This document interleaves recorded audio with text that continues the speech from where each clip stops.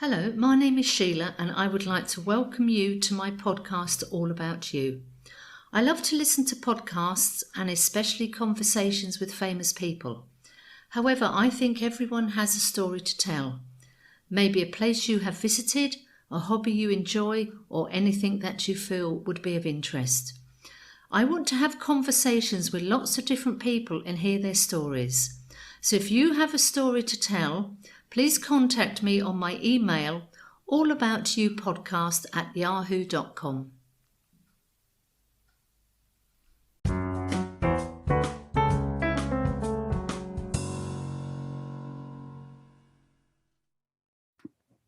Welcome to another conversation on the All About You podcast.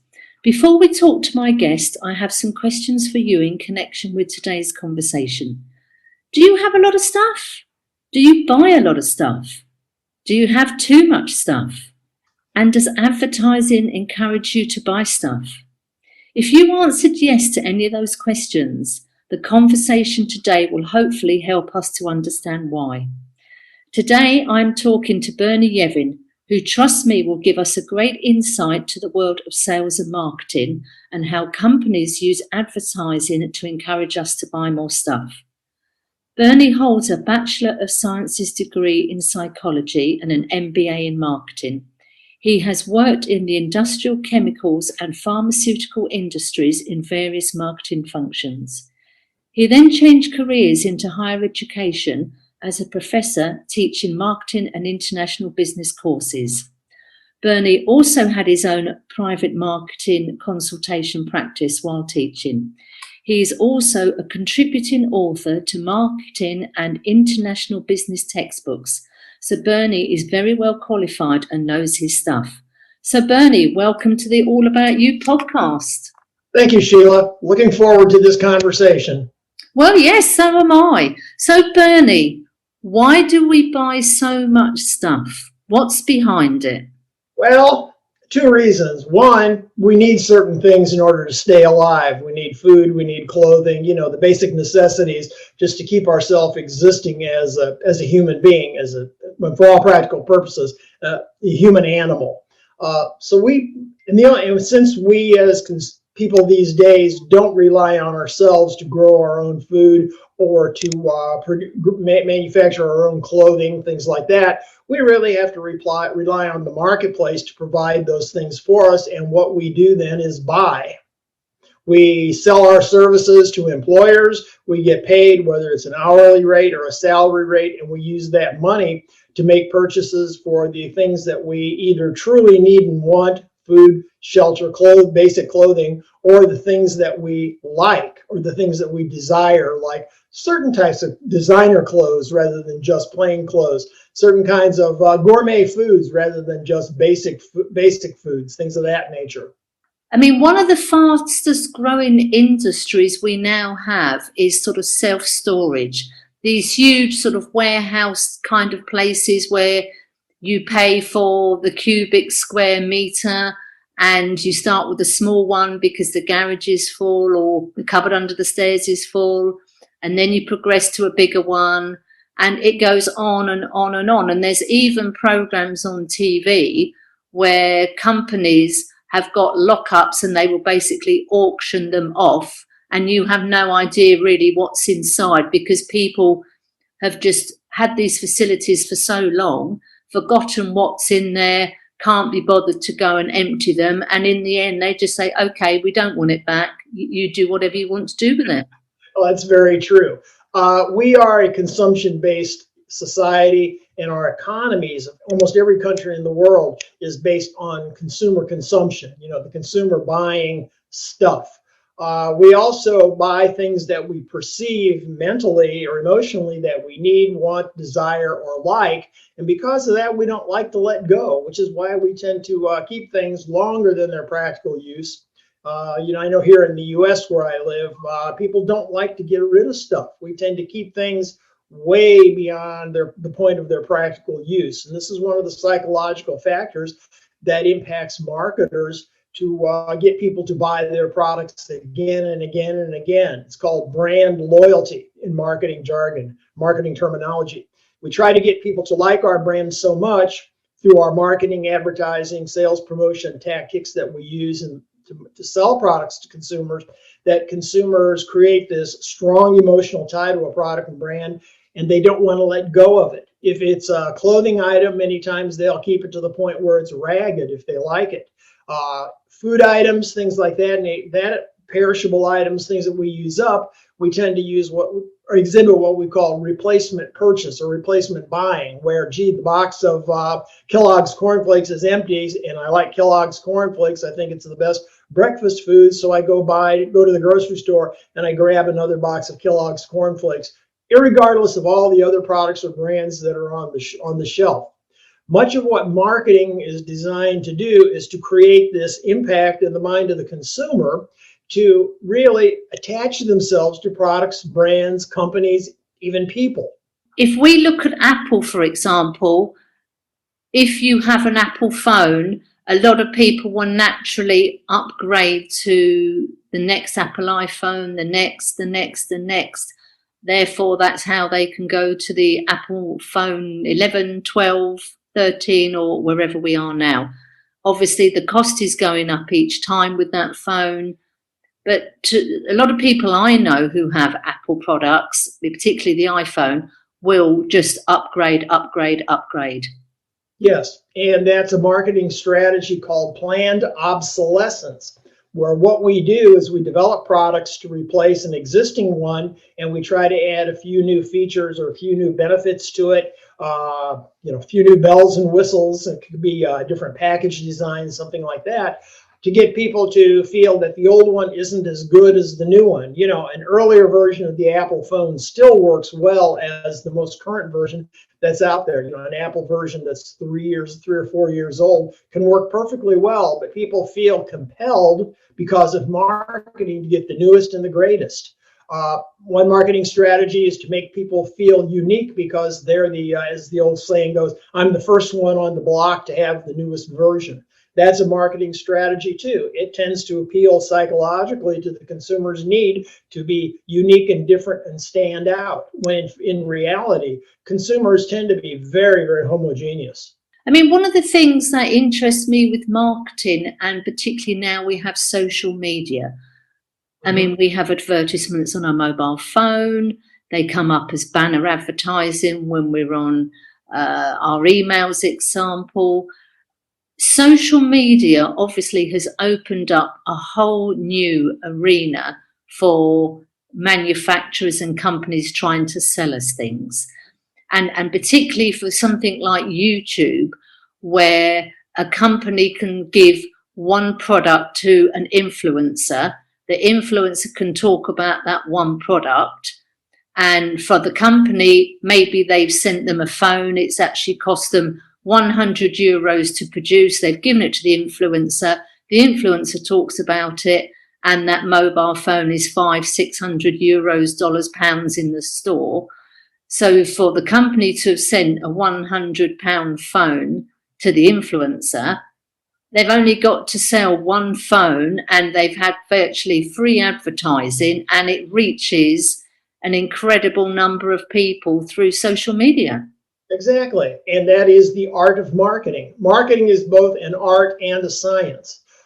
It's not, and what we're doing there, the concept of the influencer isn't anything really new. It's a new term in the digital age on social media, but that influencer really isn't anything different than the old spokesperson for a golfing clubs, where you have a golf star, pro or an amateur star, endorse the product or the brand. Product endorsements have been around for decades. The influencer is just a 21st century social media version of a product endorser from the 1930s, 40s, 50s, 60s.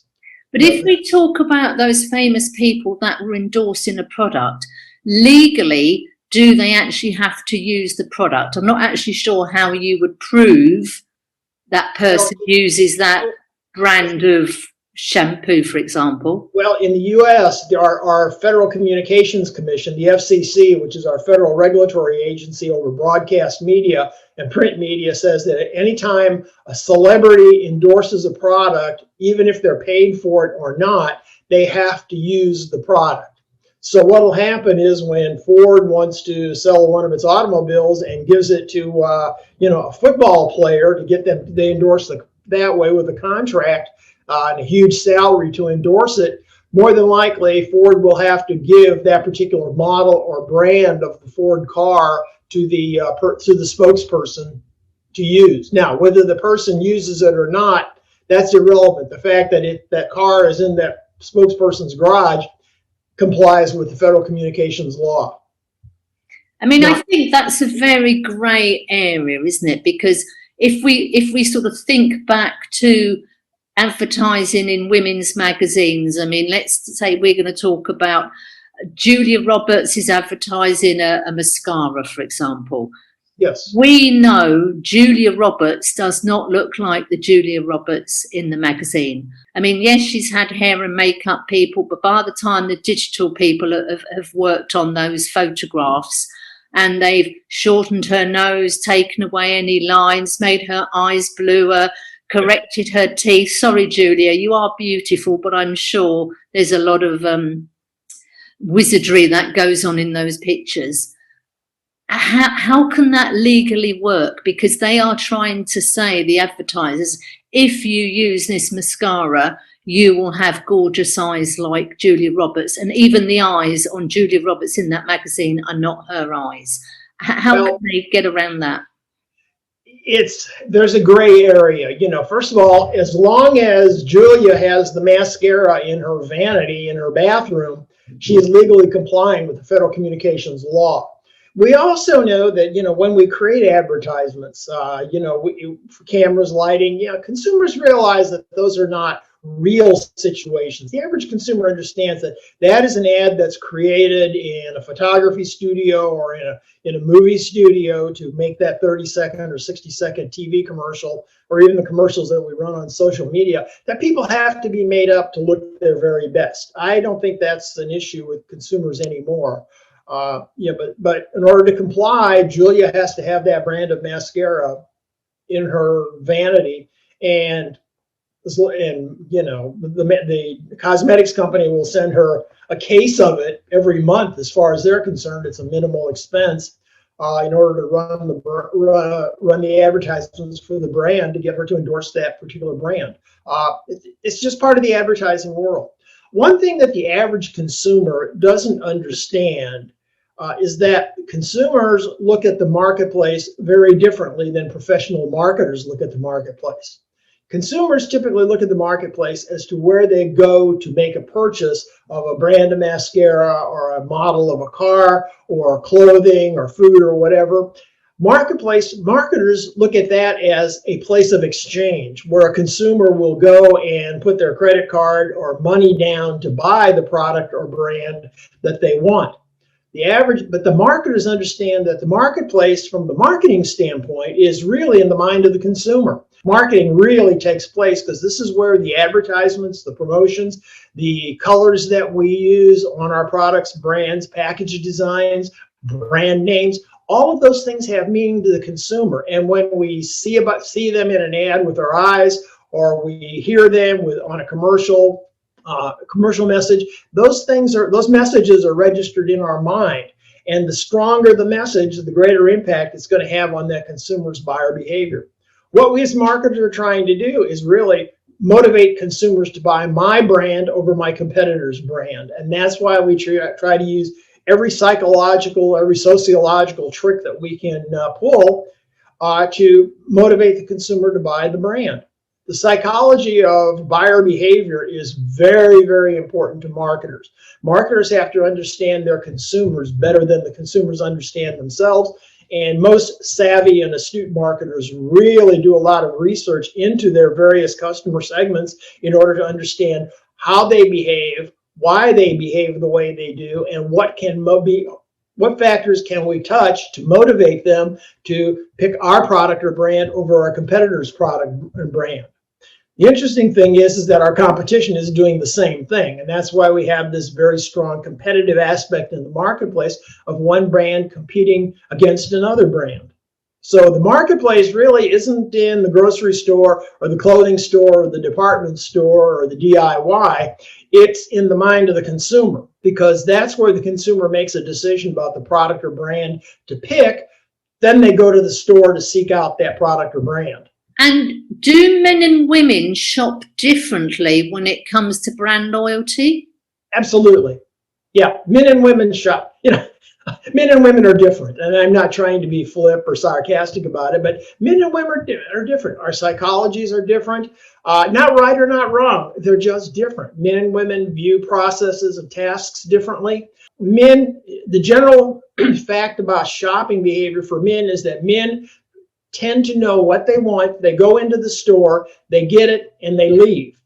Women tend to do the same thing. They know what they want, or they'll have a general idea of what they want. They'll go into the store to look for it, but they'll also look around and shop around.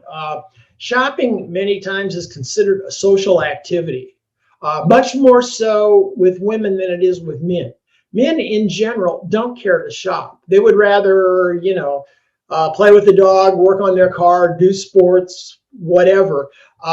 Women tend to see shopping as a social activity. Yeah, I mean, I can understand that. We'll go with our mum or with our friends, and we'll, have lunch or go for a coffee as well. And as you say, we can make a morning out of it, an afternoon. And yes, we tend, we want to get a new sweater, go to 3 or 4 different shops, and 9 times out of 10, we'll go back to the first shop. If a man wants a blue sweater, he will go to the shop that he feels most comfortable going. He'll walk right straight into the sweater department. He may look at 2 or 3 different blue sweaters, try one on, grab the one that looks best at the price that he wants to pay for it, pay it, and get out. He won't look around at ties or shirts or shoes or things like that. And again, it's not right or it's not wrong between men and women. It's just a different pattern of behavior.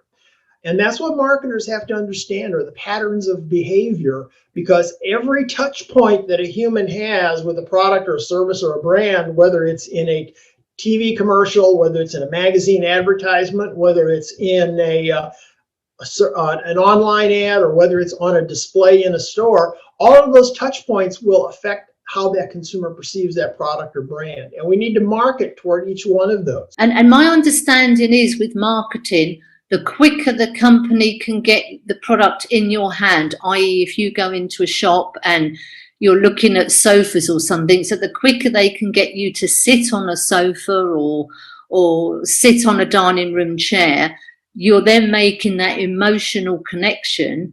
Once you've made that emotional connection and you can feel the fabric or how comfortable it is and how good it will look in your dining room, etc., half the deal is done. Is that right, with the emotional connection? Very true. In marketing, we call that the ownership phenomenon.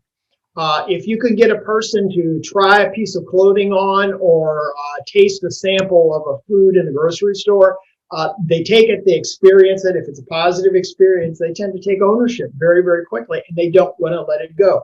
One of the biggest sales ploys in automobile marketing is when you go to the store or the car dealership and you're looking at the car, and you're looking at a specific model you want. The first thing that salesman is going to do is say, "Here, take it for a drive around the block." And the minute you get into that car, it handles well, it's nice and shiny and cleaned up. The lights on the dash when you turn the engine over, the way it sounds, the new car smell, which they can spray a spray in there to help enhance that new car smell. Psychologically, all of these touch points with your eyes, your ears, your nose, things like that, we don't taste a car, but we see, smell, and touch it and hold it. That gives us ownership.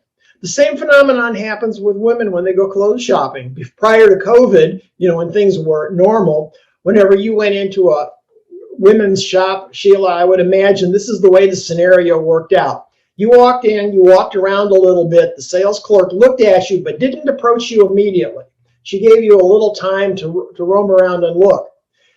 Then when you start to look at something, the sales clerk comes up and says, "May I help you?" If you say no, the smart salesperson will say something like, "Well, I'm here if you have any questions," and walk away. If you say yes, I like that item, then what the next thing she's going to say is, "Well, why don't you go try it on and see how it looks?" Am I right? Yeah, that's right, because they're trying to get you to have that emotional connection with the item. And the minute you put the sweater or the blouse or the coat or the jacket on and you come out and look in the mirror, she's going to say very nice things about it, about how good it looks on you. The art of the sale. Yeah, I mean, one of the questions I've got for you, Bernie, I mean, obviously, with the pandemic, a lot more people have been ordering items online, whether that's clothing. I mean, obviously, we've had the Amazon thing for quite some time, but I think a lot of people during the pandemic have been ordering clothing, maybe entertainment things for the families, etc. The sales of online shopping in general have gone through the roof. Do you think that will continue when in theory we go back to normal or the new normal, or do you think people will be running to the stores?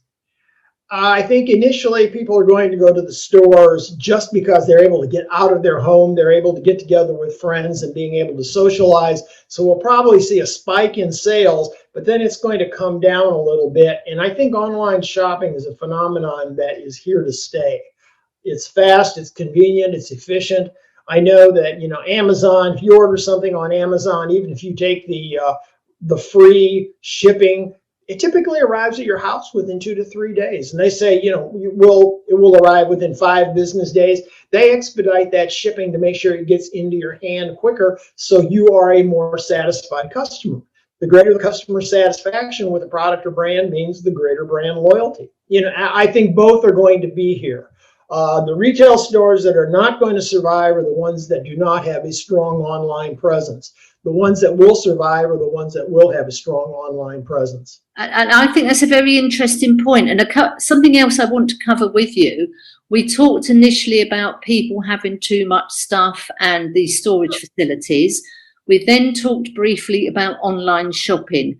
Now, I think online shopping has taken us to a peak. Because of the pandemic, I think a lot of people have embraced online shopping probably sooner rather than later because of the pandemic. So I think we've had this huge increase.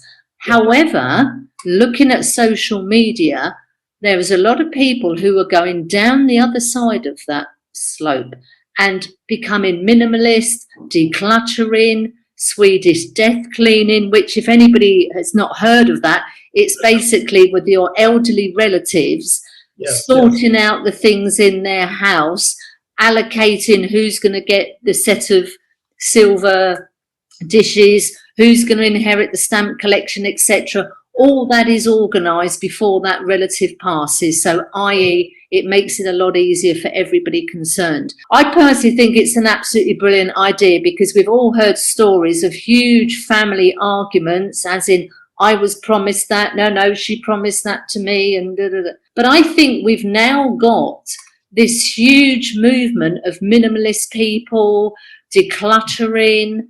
I mean, there's so many books, there's podcasts, there's YouTube channels.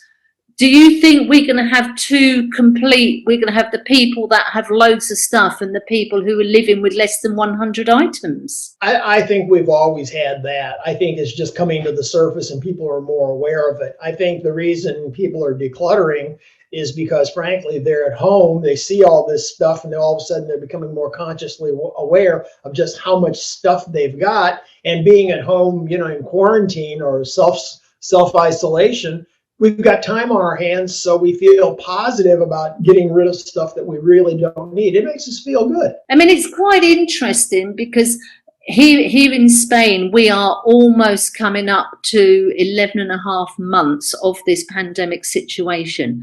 We were in total lockdown for 12 weeks. And when we came out of lockdown, the only thing that I bought apart from groceries was replacing the coffee machine, because unfortunately in week 2 of our confinement, our coffee machine decided to stop working.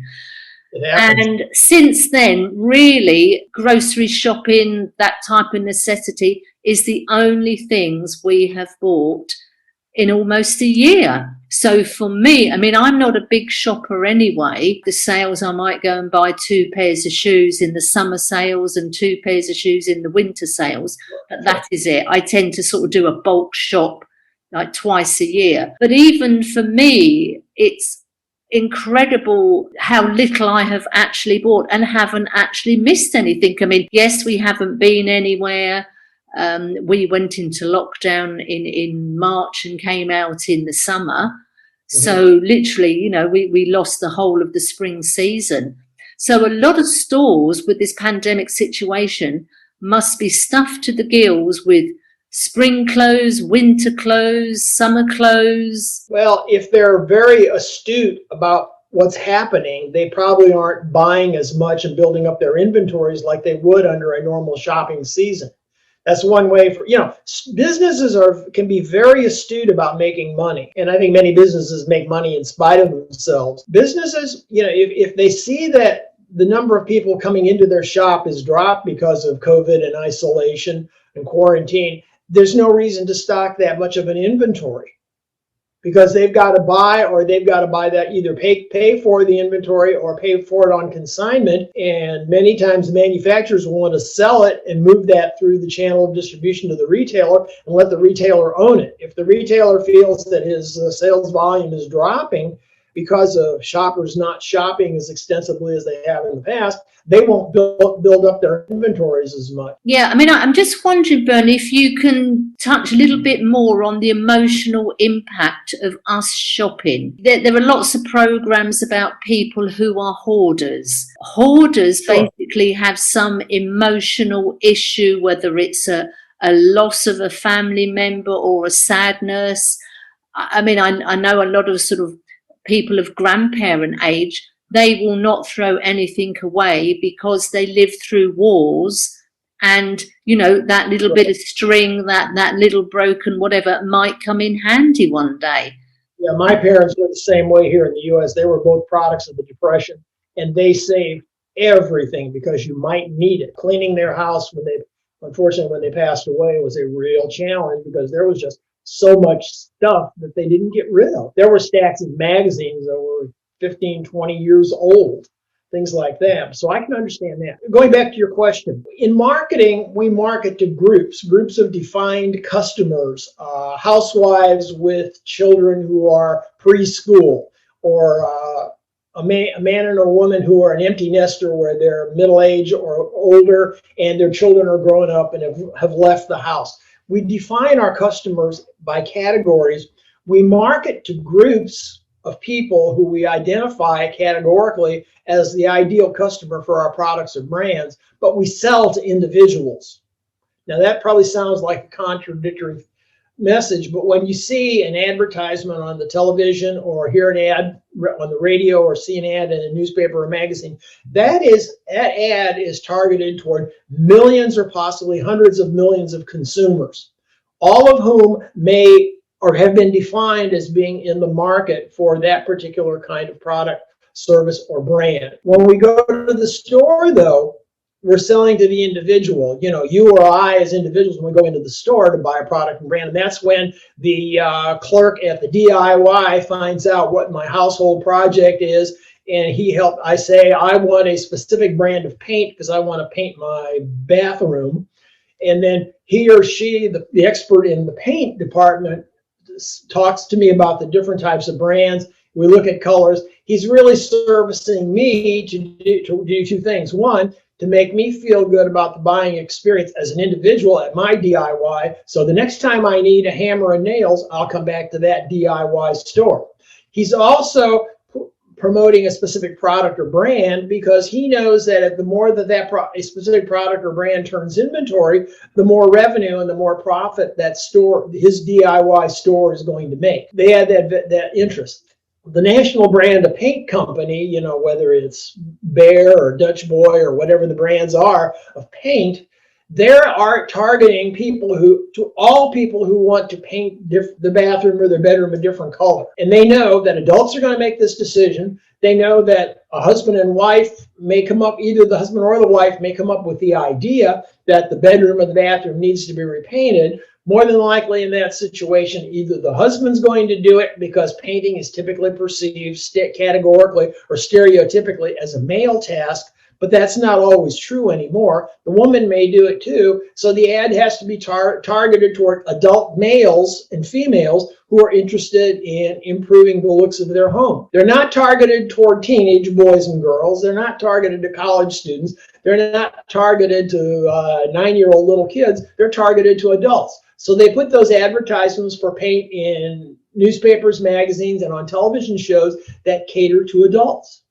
If you have a show that targets to, it's a DIY show, you know, home improvements kind of a show, whether it's a comedy show or whether it's a serious show, or the television shows about the programs that buy a house, do the upgrades, and flip the house, in the home improvement shows, that's where you're going to see ads for products and brands that are geared toward home improvements. Tools, paint brushes, things like that.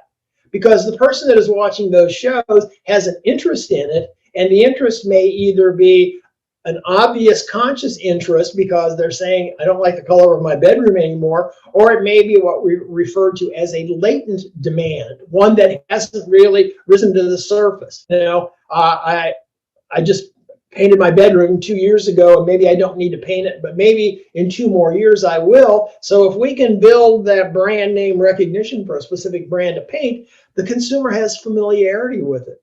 The psychology of familiarity with brands is one of the first steps in making a purchase. We as consumers, you and I, all of us consciously or unconsciously feel comfortable about products and brands that we know about. We have a disconnect, or we have less interest in product or brands we've never heard of.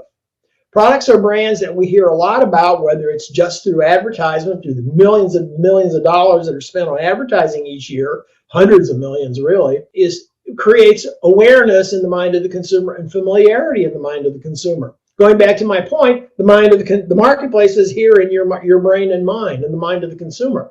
If we can plant that product or brand name in the mind of the consumer, and when they see it, they have recognition for it, and recognition builds familiarity. If they have used it in the past, that builds customer satisfaction with the product or the brand performance, how it looks, how it tastes, how it smells, how easy it is to use, how easy it is to paint, how good the paint looks when it's done, things like that. All of those create attitudes in our mind about products and brands. This is what's going to drive us to repurchase that brand again. I mean, just a point on advertising on the TV. I mean, now there are so many ways to watch TV with Netflix, Amazon Prime, and you don't have to suffer the advertisements. Advertising on TV going to become something of the past, and it's all going to be digital on our phones, on our Facebook and our email panels. Advertising is going to be there. What we're doing is just we're broadening our channels of communication to consumers. Prior to smartphones and tablets, you know, those kinds of devices, we only had radio, TV, newspapers, magazines, and outdoor ways to advertise. We could do direct mail advertising, but the primary ways to advertise were radio, TV, newspapers, and magazines. Now, social media is coming into play through our tablets, through our smartphones, and that's just another channel of communication. The repetition that we need, you know, it gives us another avenue to repeat information about a product or a brand. If you look at YouTube these days, YouTube started out as a communications medium, but now it's really an advertising medium. You know, if you look at it, if you look at YouTube and you go from on Facebook, excuse me, Facebook is an advertising medium. YouTube is too, but not as much as Facebook is. But if you look at Facebook, when you go from one posting to the next, if you look at the upper left-hand corner, it'll say sponsored content. And if it says sponsored content, it's nothing more than an ad. What you'll see is, because of our ability to monitor people's social media use in real time 24/7, and the algorithms that we have, we can really precisely target to individuals. Radio, TV, newspapers, and magazines are what has been termed mass media, because they are going out to hundreds of millions of people at a time. You know, when Pete watches the football playoffs, or he watches the Formula One, he'll see ads that are targeted toward men there, but they're targeted to all the viewers, and you'll see products that can be used by anybody, by all those people that are there. On social media, it's almost a one-on-one personalized communication based upon our social media habits.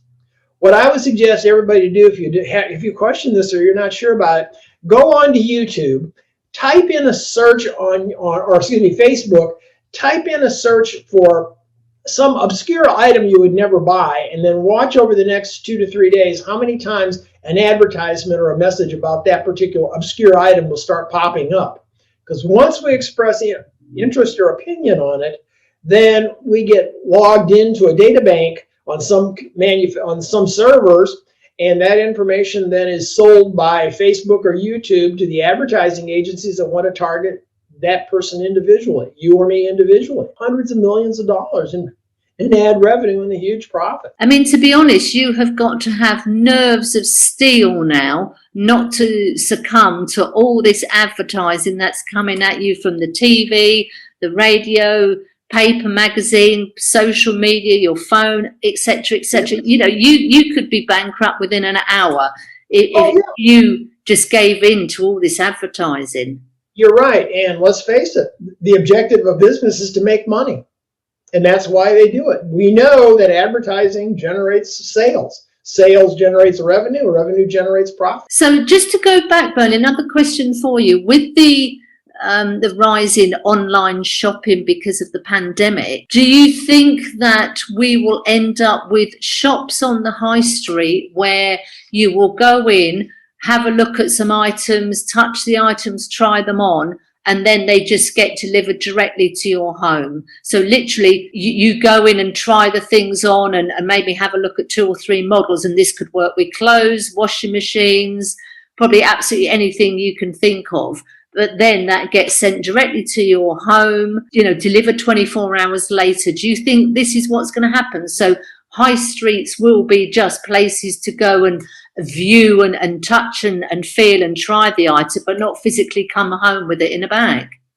If they're smart, they'll offer that as a service to the customer. I mean, I'm pretty sure there was a store in London in the UK that was actually trying that. So, and I can see it absolutely working with clothes. You go in, they keep all the sizes, you try it on, yep, it's absolutely fine. Then you order your particular size, pay for it there and then, and it's delivered to your house 24 hours later, probably by, you know, a delivery company or a drone even. I think Amazon have been using drones for quite some time. Yeah, they're trying to. I'm not sure how successful they are with it, but they're considering it. But Amazon has their own fleet of trucks now. Well, yes. I mean, was that prior to the pandemic or? I think it's growing. I think Amazon wants to do that because what it does is it cuts their costs by using the postal service or a third-party shipper to ship it, and they can put more people to work. They can own their own channel of distribution that way, and they can provide better service.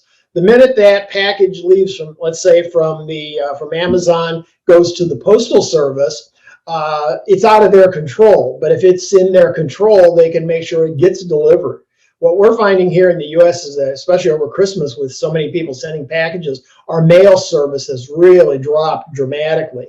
Instead of taking 2 or 3 days to ship a package, it now can take a week or longer.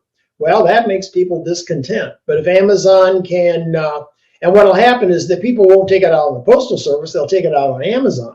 Amazon wants to resolve that problem, so therefore they can cut the cost save the cost of paying their own, paying the postal service to ship their parcels. They now ship them themselves, and they can guarantee and track delivery much better. You know, if you lose a parcel in the mail and try to have them track it down, it is a terribly complicated process to get them to track it, because you have to go to a main post office, you have to fill out a form, get somebody to process it for you and start looking, and they say, well, we'll check it out and we'll get back to you within a day or two. Well, usually it's longer than that. If Amazon minimizes the risk of lost packages dramatically by controlling their own distribution. I think one of the things as well now, a lot of people are going to a bricks and mortar shop, having a look at the products, deciding which one they want. Let's say they're buying a food mixer, and then they can stand there in front of the food mixer on their smartphone, browsing for who's got it at the best price, and literally order it online, and it may be delivered, you know, within a couple of business days. Exactly. Yeah, that is a new shopping model on the part of the consumer. Remember what I said earlier, we have to understand buyer behavior, and part of understanding buyer behavior is to understand how people shop. You know, we question men and women shopping differently.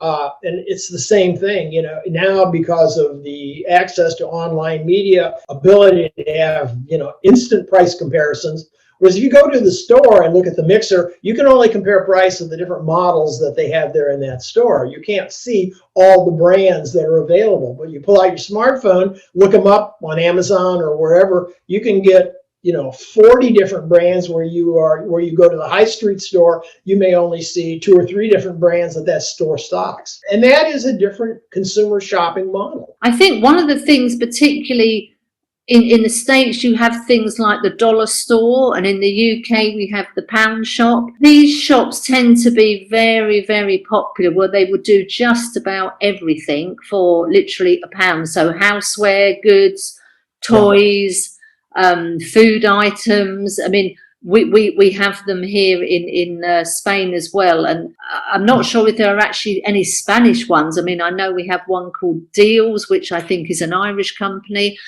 But we seem to be getting a lot of these sort of dollar, £1 stores.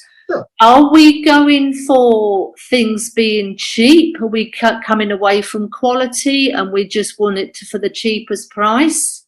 Well, I think it looks at how much money we have to spend. You know, there are 2 categories of income that people have: disposable income and discretionary income. Disposable income is the money that we spend on necessities. Rent, a mortgage payment, utility bills, our phone bills, things that we have to pay every month. Those fixed payments. Now, they may go up and down a little bit month to month, but they're payments that we know we're going to incur every month repeatedly. That's disposable income. Discretionary income is the amount of money that after those expenses are taken and paid, and that's the money that we can spend on whatever we want. We can either save it, we can spend it to buy things beyond the necessities. Instead of buying food to prepare in our home, what we may do is decide to go out and eat once in a while, things like that. And that comes out of discretionary income. When we profile our customers, we look at income for our customer base, and we try to determine how much income they make, because that's going to determine the kinds of products and brands that they look for. People with lower incomes tend to go toward the more economical stores, the dollar stores, the Walmart, the pound store, things like that, because they know they're going to get greater value for their money, which means they're going to get more quantity of stuff for the dollars or the pounds or the euros that they have to spend. Anytime we go shopping or make a purchase decision, it's an economic allocation that we as consumers have to face. I only have so much money to spend. How can I get the greatest value or the greatest return or the greatest satisfaction through spending that money? I go to the dollar store because I buy my 3 grandchildren birthday cards there, because I can buy 2 birthday cards for $1. That's 50 cents a piece. Well, why should I spend $2 to $3 on a name brand card like Hallmark when I can buy a very nice, funny little card for 50 cents, knowing full well that my children are going to get the card, they're going to read it, they're going to maybe keep it for a couple of days, throw it in the trash. To me, personally, it's of greater value to buy the less expensive cute birthday card than to buy the more expensive cute birthday card when my grandchildren are going to get the same experience of getting it. Oh, wow, Grandpa sent me a birthday card, and here's a gift certificate inside, or a $5 bill or $10 bill or whatever inside the card, as compared to and throw it away for 50 cents rather than spending $3 to do the same thing. I get the same benefit because I buy the card, take care of my grandchildren. I also get the added economic benefit of only spending 50 cents on a card rather than spending $3 on a card. I save $2.50, get the same satisfaction out of it. One thing that's always interests me is cost per wear. So, for example, you can buy a pair of jeans for, say, £20 and Yes. a pair of jeans for £200. Mm-hmm. In theory, the £200 jeans should be a better quality, will last longer. So over a period of time, the more expensive jeans will last longer. So cost per wear will be less than the pair of jeans for £10 that after 10 wash and wears are literally falling apart. So I can understand cost per wear. Yes. My question is, when I look at those 2 pairs of jeans and both of them are made in Bangladesh or China, My question is always, okay, they are probably made in the same factory. Yes, you could look at the colour of the denim, the finish, the quality of the zip, the button. Have they got any decoration on them? Whatever. And as a consumer, how do you know which in turn is the best pair of jeans from that scenario? Welcome to the world of marketing. We know that the consumer doesn't know. We know that the consumer makes an erroneous judgment. Most consumers, most of the time, not any one person and any one individual purchase decision, but most people, there's this myth of the price-quality relationship. The more expensive the product, the higher the quality of the product. That's a myth that's been created and perpetuated by marketing, and it works. We make products look sophisticated and slick and stylish and unique, and we put a high price on it, and people think they're getting something unique and different, higher quality. It's not always true. You know, as a consumer, we can't really tell. Consumers can't tell. And I think one point from that, Bernie, is when something is limited edition.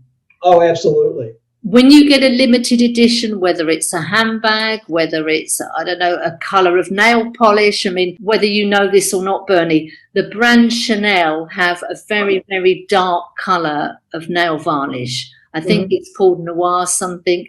And it became so popular, I don't know how many years ago, it was the first beauty item where they would have a waiting list in the store for it.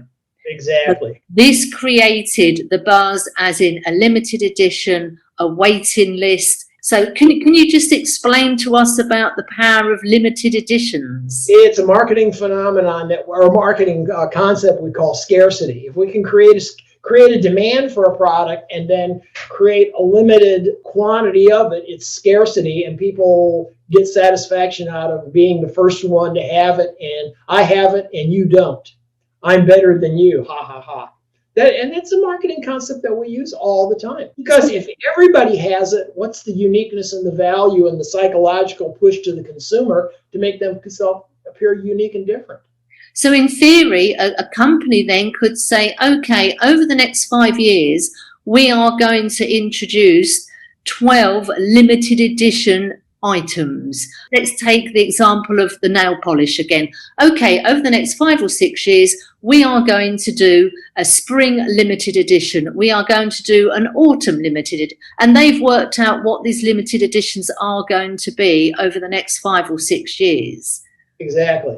And they're creating this buzz about it. It's all marketing planning. This is what we call strategic marketing planning. How can we make the greatest impact in the marketplace to sell the most products that we can in the shortest period of time, so we can then go on and do something else in the similar pattern. Oh yeah, scarcity is important. McDonald's does the scarcity thing here in the United States very effectively. They have a barbecue sandwich called the McRib, and they will only bring it out several times a year and keep it on the menu for about a month and take it off. And they have tested it in the labs to the point where it tastes good and people get a very good eating experience out of it.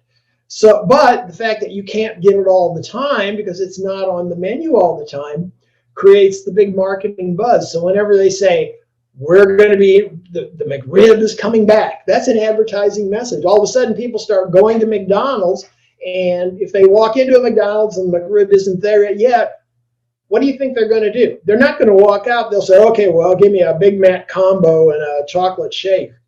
They'll buy something else there. It's a way to bring them in the store to look for the scarce item, to make another purchase if the scarce item isn't there. If the scarce item is there, then they'll buy it and they'll feel happy because they got the McRib sandwich. Coca-Cola did this with the same thing probably about 20 years ago when they said they were going to take off the original Coca-Cola and not make it anymore. And the American public and all around the world, people got really up in arms that they were going to take Coca-Cola out of the marketplace. It was a brilliant strategy on the part of Coca-Cola, because what happened is that this hit the news media. It was on newspaper articles. It was in news reports. It was in news magazines. It was on radio and TV. They got billions of dollars of free advertising for the Coca-Cola brand name. Wouldn't have could never afford to spend that much money. It was free advertising around the world for it.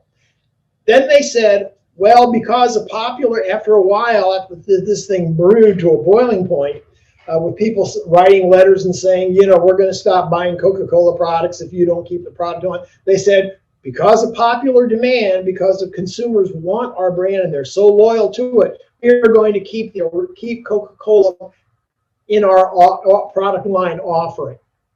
Now, the consumer was happy because they got the scarcity phenomenon kicked in because they thought it wasn't going to be available anymore. People didn't like it. People responded. Coca-Cola then came back and said, okay, you were right, we were wrong. And I think, in the boardroom, they made this as a planned marketing strategy. It's never been proven this way, but, you know, from understanding how marketing functions, it's a logical approach to marketing. We bring the product back into the marketplace. And then what they did is they made an interesting little change after the fact.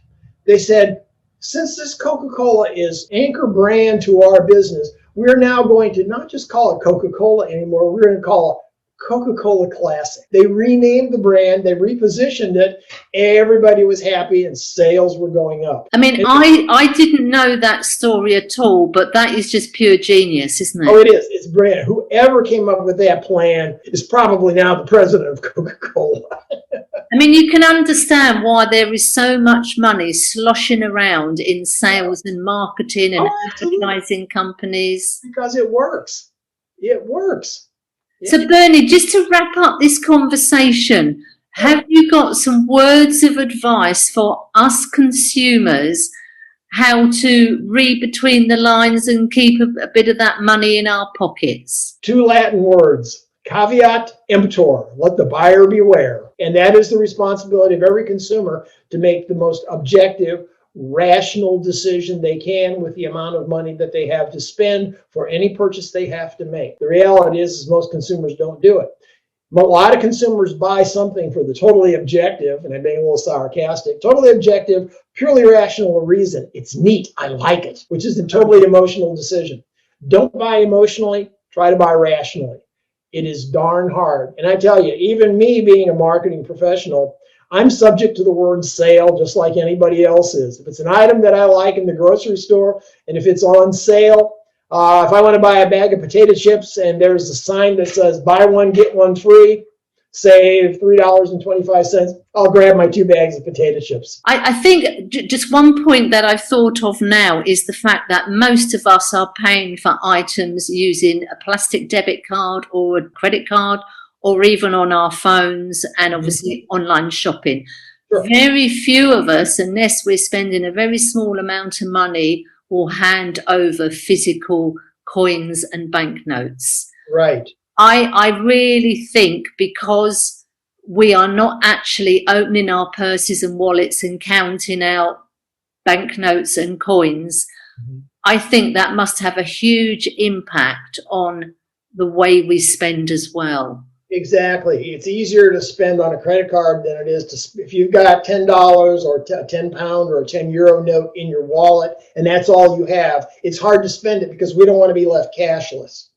But it's easy to pull out that credit card and charge 25 or 30 pounds, euros, dollars on it or whatever. It's easier decision with credit cards. The other thing the consumer doesn't realize is that every time we put out that credit card, every item that's being charged that credit card is recorded in a database someplace. It's being sent to the sold to the manufacturer, sold to the retail store, so they can target more specifically messages to you about products and brands that you have already historically purchased in the past. So bottom line then, Bernie, we need to have nerves of steel when it comes to advertising, whether it's in the middle of the football game, whether it's a banner advertising on your Facebook page, or when you're flicking through YouTube. We've just got to nerves of steel. Or it's the lady giving you a piece of really good cooked sausage in the grocery store when they used to sample foods in the grocery store. Try it. Here, take it. It really tastes good. Would you like a sample? We try it, we eat it up, and it tastes great. And she says, oh, and it's on sale today.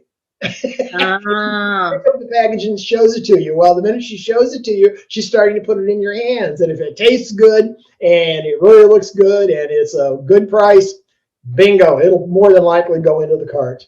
So basically, we've got to watch out for those emotional connections where they try to get you in the car or touching the sitting in the chair or trying on the sweater.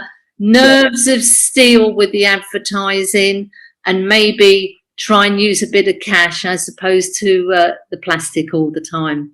That's true. And like I said, let the buyer beware. That's our own individual responsibility to make the best objective purchases that we can make with the amount of money that we have to spend.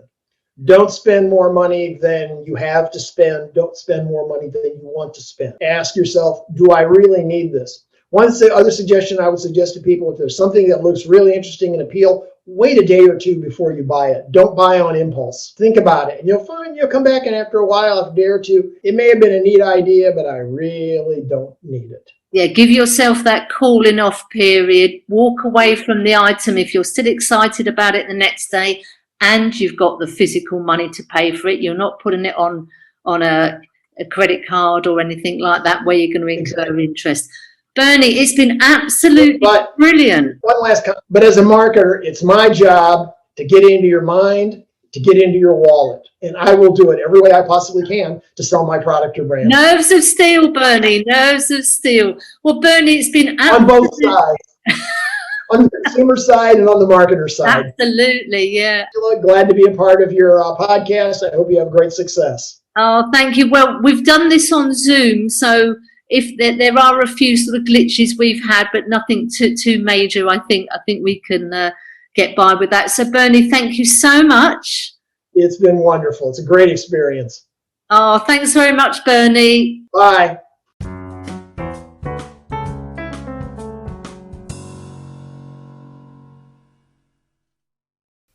I hope you have enjoyed the conversation. Don't forget, if you have a story you would like to tell, please get in touch.